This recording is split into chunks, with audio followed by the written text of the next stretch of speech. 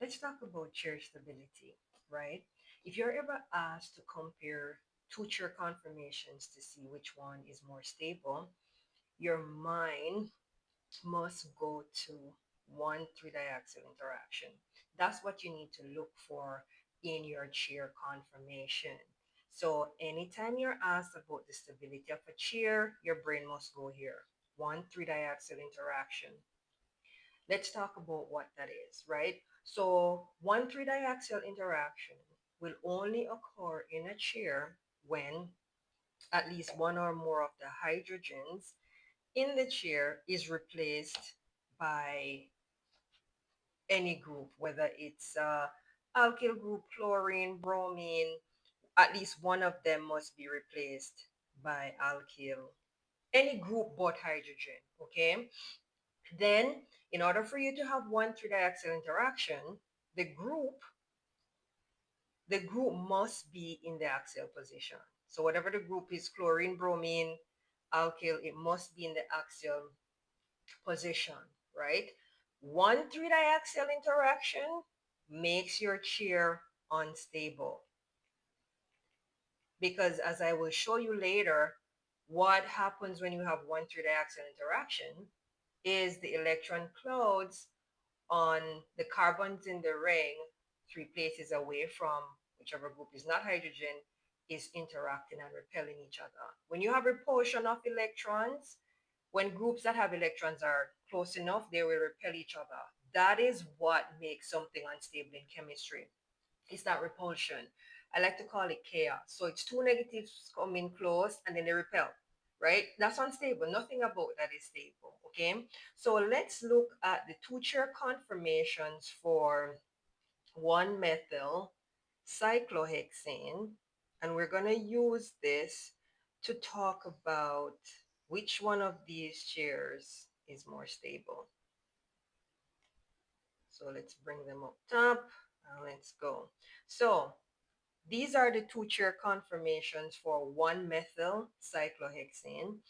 The blue numbers will help you see the direction in which the chairs are rotating. So the question you're faced with here is, which one of these chairs is more stable? Is it chair A or is it chair B, right? Now, remember what I said. You need to look for 1,3 diaxial interaction. Let's talk about what I mean by that. If you look at chair A, our chair rotated in this direction. So this is carbon 1 here.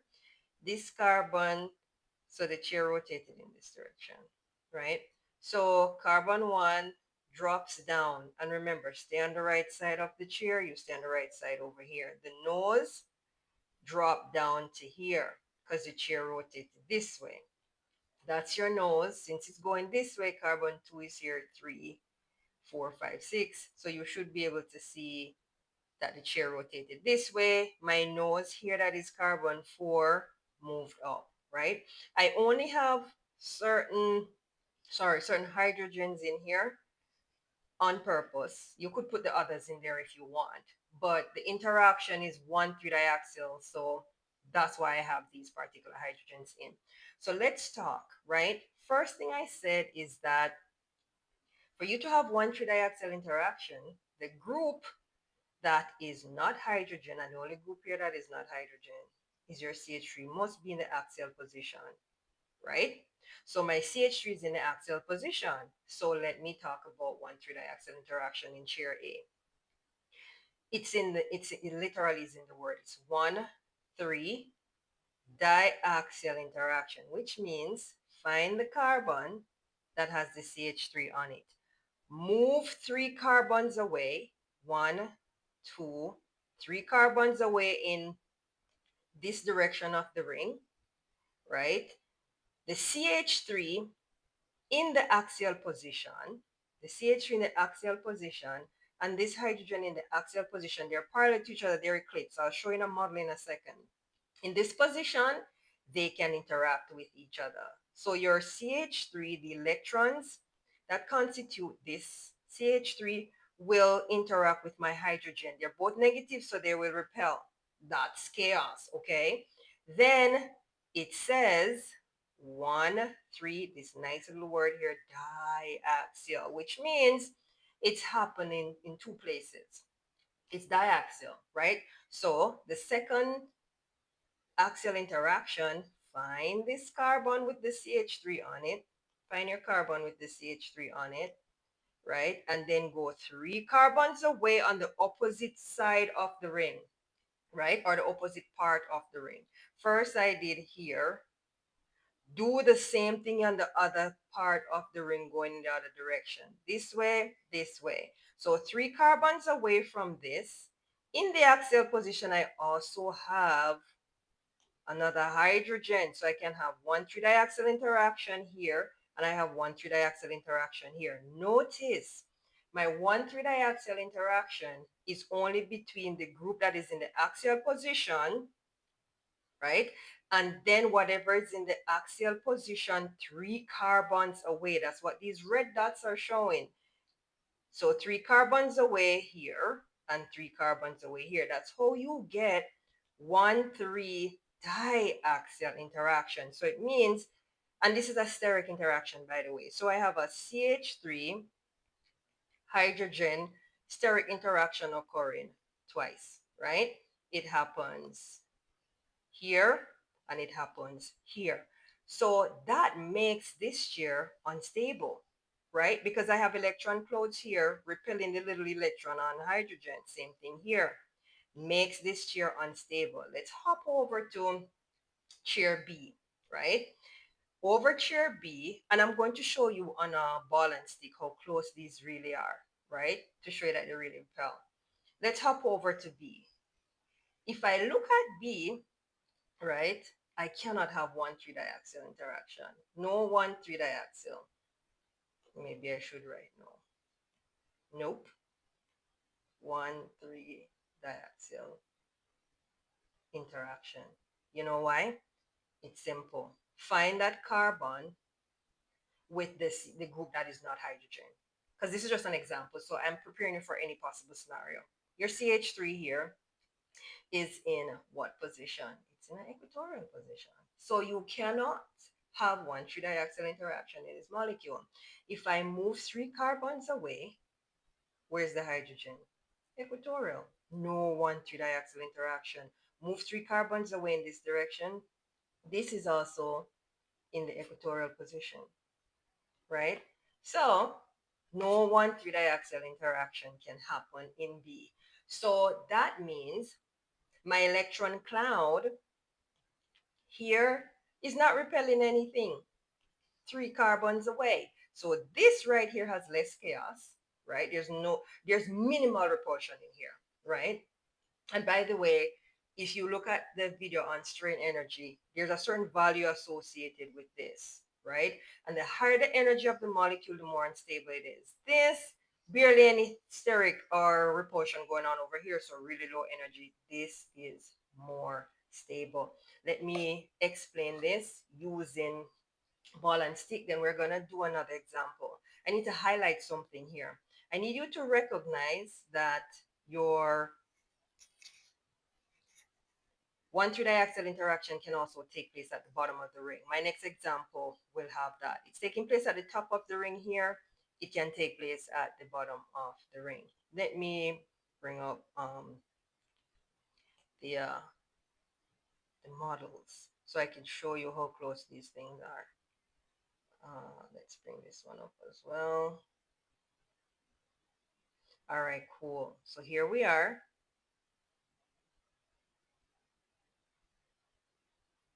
I think this is close enough. No, I don't want to make it bigger.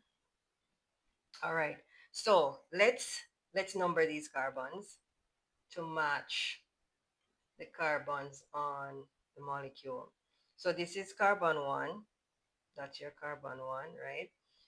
This is carbon 2 drop down. This is 3 up, 4, 5, 6. Let's take a look here. On carbon 1, we have our CH3 that is in the axial position. I think red might look better here. This is in the axial position. It's pointing straight up, right? Pointing straight up. This is in the axial position. That's your CH3, right? Let us look 3 carbons away in this direction. There, right there is your hydrogen. This is your 1,3 diaxial interaction. You see how close they are to each other when we look at it in the ball and stick? And this hydrogen, right, is hydrogen A. I'm going to call it A. This is hydrogen A. That's that 1,3 diaxial interaction. Let's go on the other side of the chair like we did up here, this side, right? If we go 3 carbons away from where the CH3 is, here is our other hydrogen. This is this hydrogen, I'm going to call it B. This is hydrogen B. It's in the axial position. See, it's pointing straight up. It is also very close to our CH3. So this right here is your 1,3 diaxial interaction, right? They're all in the axial position and they're really close to each other. Let's hop over to structure B with our equatorial. Let's number our carbons. So this is carbon 1, 2, 3, 4, 5, 6. All right. Look at this. Carbon number 1. This is your CH3. It's in the equatorial position. Let's move 3 carbons away. What is that? Hydrogen also in the equatorial position. 3 carbons away in this direction. Right? Sorry, I went too far. All right. So 3 carbons in this direction. Notice what's happening here. Your CH3 is in the equatorial position here. 3 carbons away, it's also in the equatorial position. 3 carbons away in this direction, it's also in the equatorial position, which means these things are not in a position where the electron cloud from this can affect the electron cloud. The electron cloud from this cannot interact. I think I have too many circles here. So the electron cloud, so simply put, the electron cloud on this cannot interact with the electron cloud on this and this. Look how far they are from each other. They can't interact. The electron clouds can't repel. So this molecule doesn't have that chaos, right? And this is your more stable molecule, as opposed to, look over here, your CH3 and your hydrogens, all of them are in the axial position parallel to each other. They're considered eclipse here, right? So they're eclipse, they're so close to each other. Of course, they're going to cause madness over here. They're repelling, right? Here, they're staggered, right? They're staggered. They're in equatorial position. You should be able to see they're so far away they can't repel each other. So this is your more stable conformation. Anytime you see the word stability of chairs, your brain needs to go to 1,3 diaxial interaction, right? Let's look at an example where we have, this is an interesting example. And this is how chemistry is, right? Which is why what you need to get in this life is concepts and you can't memorize, okay? Something I want to highlight here. If a group,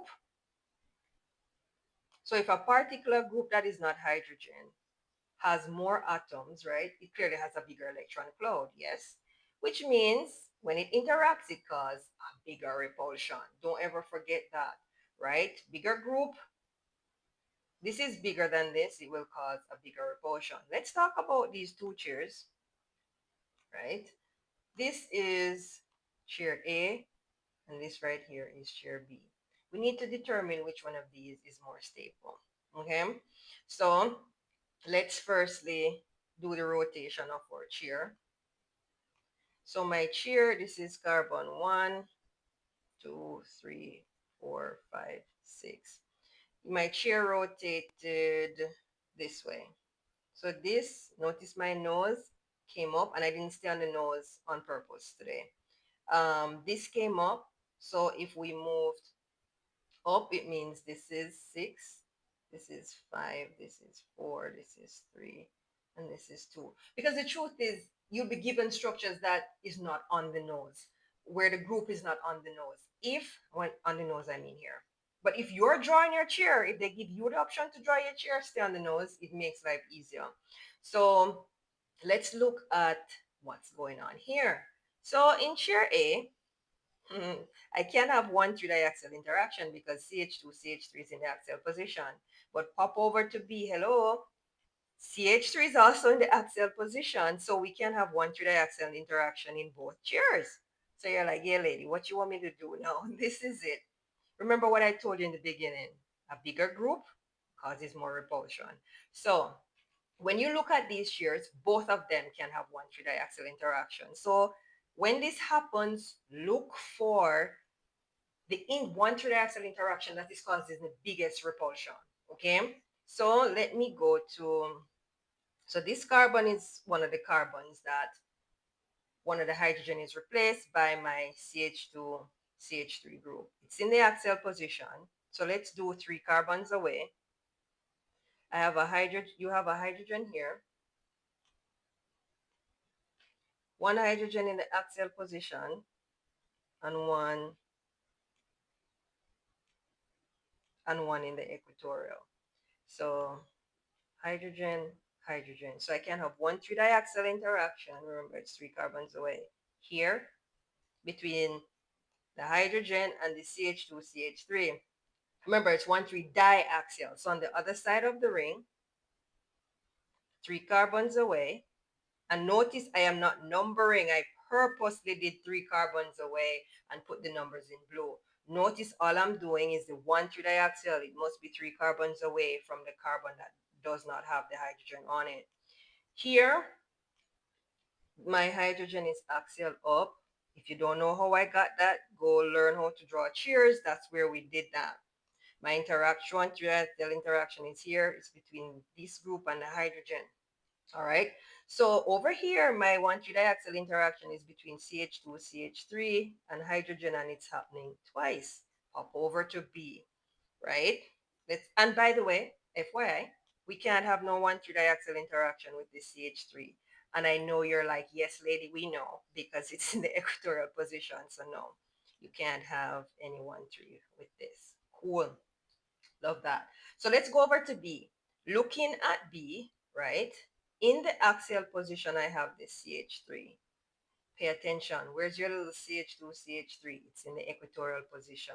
So this is in the equatorial position, which means it cannot cause 1,3 diaxial interaction. The only 1,3 diaxial interaction in this molecule comes from here, 3. So let's put in the hydrogens here. One have to mess up your CH2. There's a hydrogen here. So the 1,3 diaxial is here. And again, 1,3 diaxial in the opposite direction. This carbon, this carbon, this carbon. My hydrogen here is in the axial. The one here is equatorial. So your CH3 will cause an interaction this way. So CH3, you have 1,3 diaxial interaction here, but it's between CH3 hydrogen, and I have 2 of them. This interaction is less chaotic, right? Or has less repulsion.